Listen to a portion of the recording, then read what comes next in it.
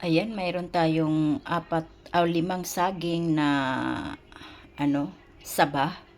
At ito yung pang-Halloween ko na merienda ko, pritong saging. Yan, nagpiprito tayo, mga kalangga ko dyan. Ito yung natin, pang-Halloween. O, diba? Saging lang. Saging kayo dyan. Ayan na. Ayan na, ayan na. Yung iba, ngayong araw na to, araw ng patay, ay nagiginataan sila. Pati kahit sa amin ay sa Bisaya. Ayan, nagiginataan, nagsuman. Ay, ano pala yung nagiginataan? Mahal na araw.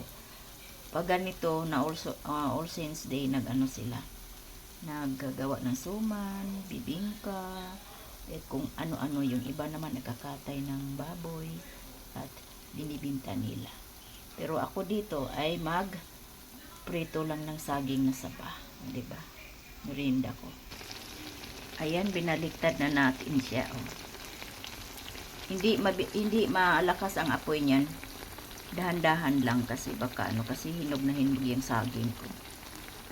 Dinahan-dahan ko na lang yung apoy diyan. Kaya ayan, malapit na. Ayan na, luto na siya with matching cranberry juice. Ayan, yung cranberry natin juice. Yan ang inumin natin with fried banana na saba. O, diba?